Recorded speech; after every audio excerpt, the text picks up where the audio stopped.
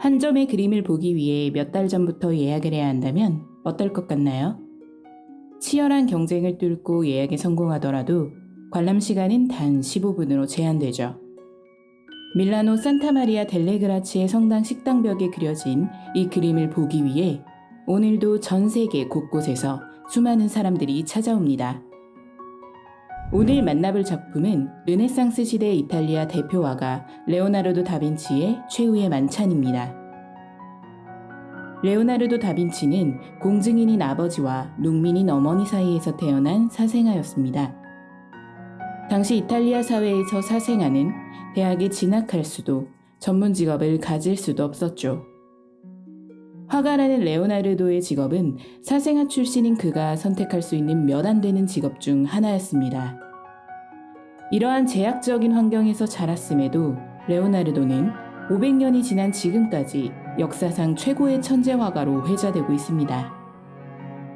그럼 이제부터 최후의 만찬을 만나러 산타마리아 델레그라치의 성당의 식당으로 가볼까요?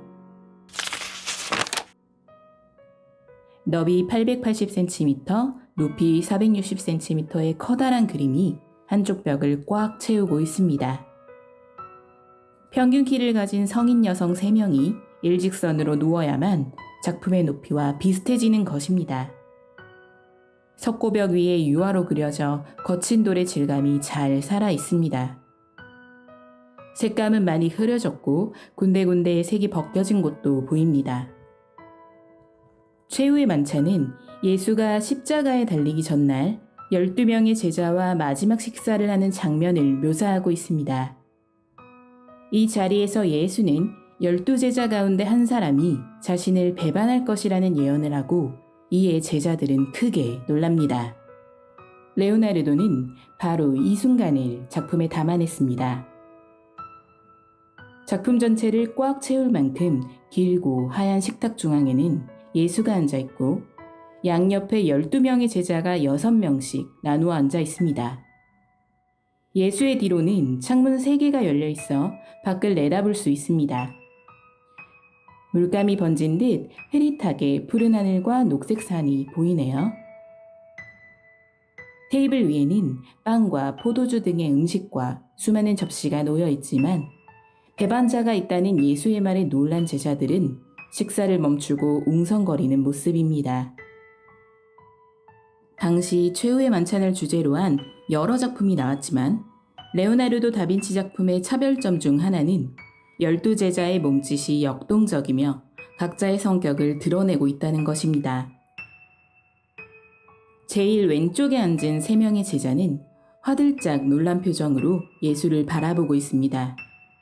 그중 한 제자는 유독 크게 놀랐는지 양손바닥을 들어 보이고 있네요. 그 옆에 앉은 제자는 오른손에 칼을 든 채로 예수 바로 옆에 앉은 제자에게 귓속말을 건네고 있습니다. 귓속말을 듣고 있는 제자는 눈을 지그시 감고 슬픔에 잠긴 듯한 표정입니다. 예수의 오른쪽에 앉은 제자들은 예수에게 배반자가 누구인지 묻거나 결백을 주장하고 무리지어 웅성웅성 대화를 나누고 있습니다.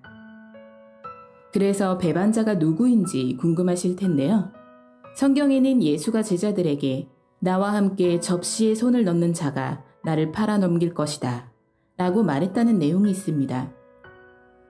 왼쪽에서 5번째에 앉은 제자가 예수의 오른손이 뻗어져 있는 접시에 같이 손을 올리고 다른 한 손에는 돈주머니를 들고 있네요.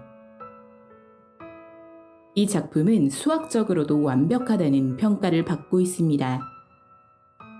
그림 정중앙에 그려진 예수를 중심으로 좌우가 완벽한 대칭을 이루고 있을 뿐 아니라 가까운 것은 크게, 먼 것은 작게 그리는 원근법을 통해 공간에 입체감을 주었습니다.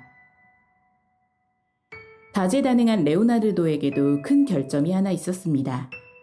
바로 자신이 맡은 작품을 중간에 그만두는 경우가 많았다는 것인데요.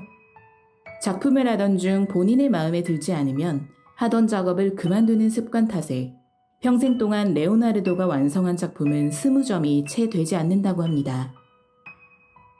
대신 그는 인물의 신체를 사실적으로 그리기 위해 시체를 30구 넘게 해부하였고 표정을 생동감 있게 표현하기 위해 곳곳을 돌아다니며 사람들을 관찰하였죠.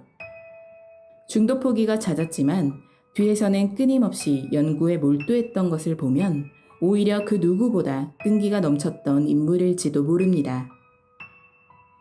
앞서 사생아였던 레오나르도는 직업 선택에 제약이 있었다는 이야기를 했었는데요. 현재 기록된 그의 직업은 미술가, 과학자, 기술자, 사상가 등 그 누구보다 많습니다. 사생아를 향한 당대의 차별은 안타까운 일이지만 때로는 개인의 노력이 환경을 이긴다는 것을 보여주는 대목인 것 같네요. 아는 것이 적으면 사랑하는 것도 적다. 레오나르도 다빈치가 남긴 말입니다. 여러분도 하고 싶은 것이 있지만 엄두가 나지 않는다면 일단 그것을 알아보는 것부터 차근차근 시작해보면 어떨까요? 지금까지 글의 좋은 솔, 목소리의 정유진이었습니다.